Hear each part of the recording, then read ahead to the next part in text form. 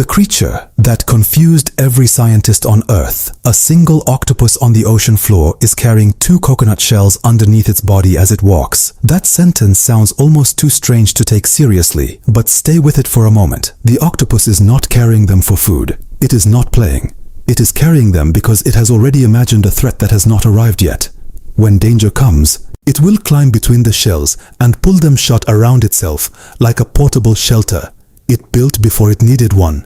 A creature with no bones, no brain structure remotely similar to ours is planning for an event that has not happened.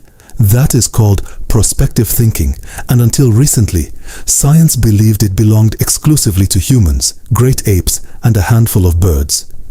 The octopus is none of those things. It is a mollusk, a soft-bodied, solitary animal more closely related to a clam than to anything we would traditionally associate with intelligence. It lives alone. It dies young.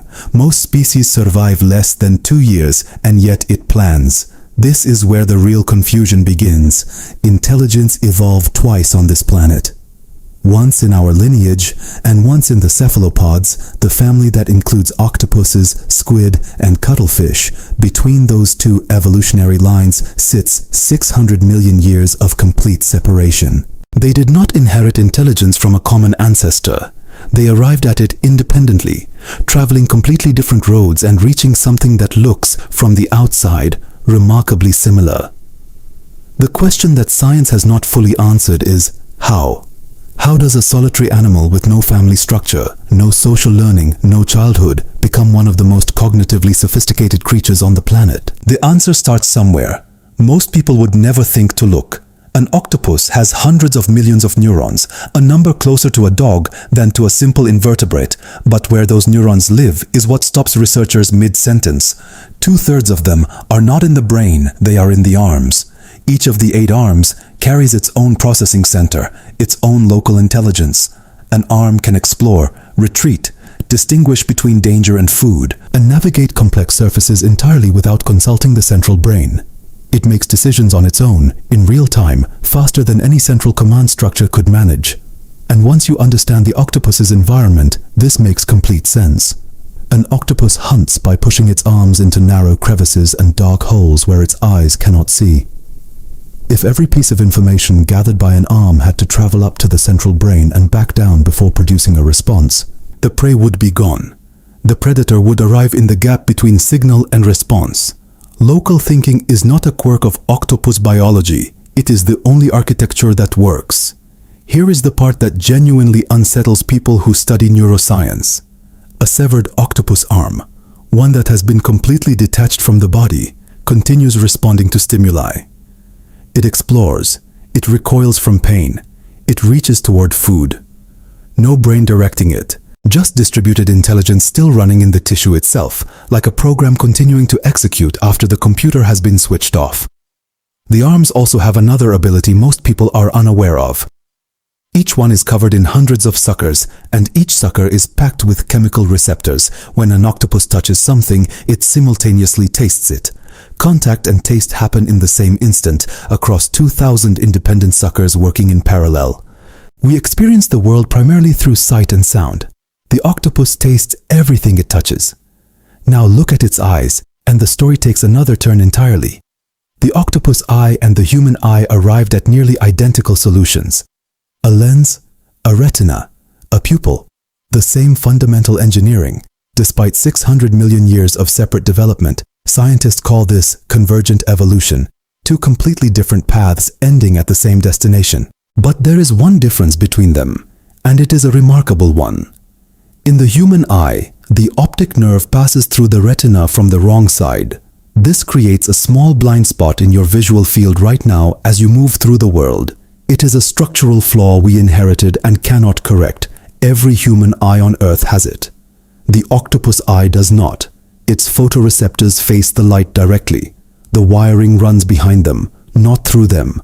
No blind spot. If a human engineer were designing an eye from scratch with no evolutionary constraints, they would build it the way the octopus built its own, which leads to the strangest puzzle in this entire story. The octopus is most likely colorblind. Its eyes contain only one type of photoreceptor, which by every principle of color vision means it should perceive the world in a single shade, and yet it can match the exact color, texture, and three-dimensional surface of a coral reef in under a second. The explanation science arrived at is almost too strange to accept. Researchers found light-sensitive proteins in octopus skin, the same proteins that exist in the retina of the eye. The skin itself may be sensing light directly.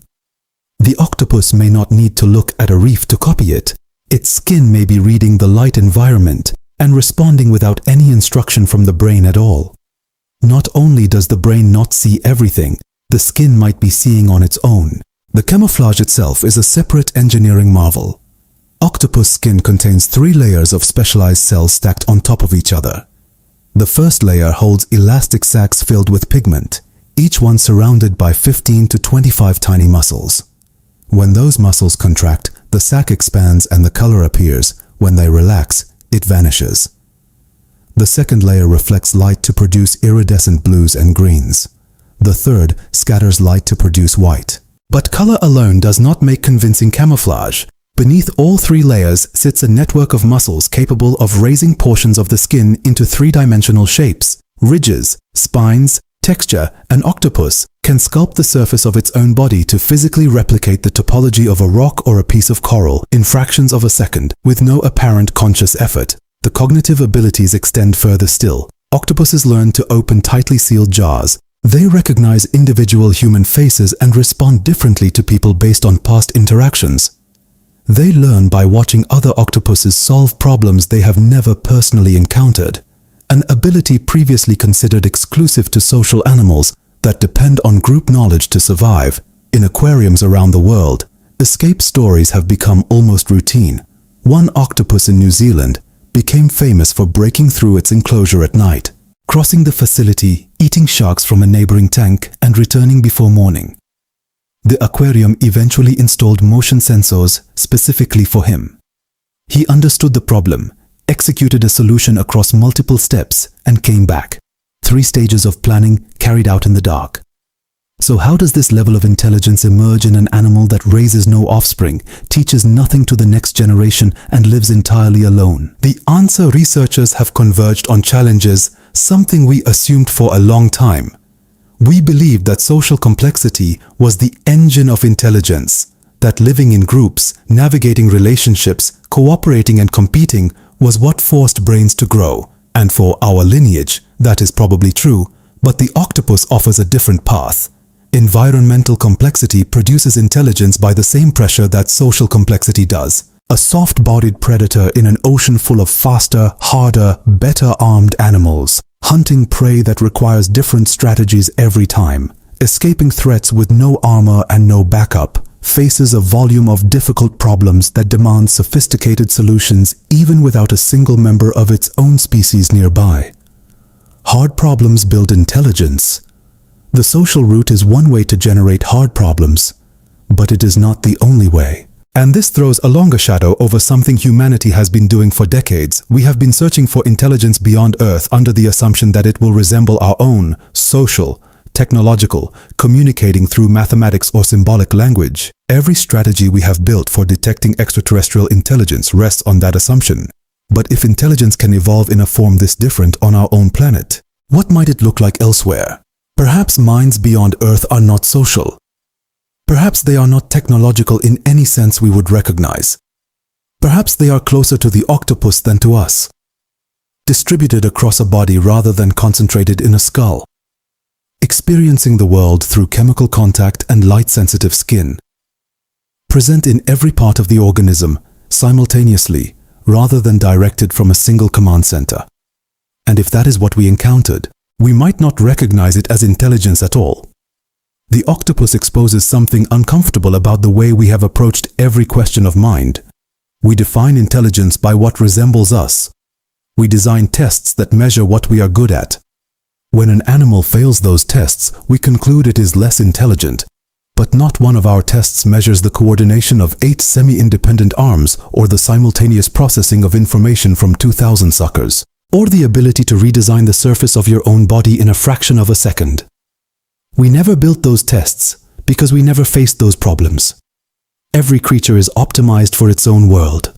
And the octopus reveals that what we called the rules of intelligence were actually assumptions built on a sample size of 1. If the octopus had been the dominant species on this planet instead of us, and it designed its own tests for measuring minds, the honest question is whether we would pass them.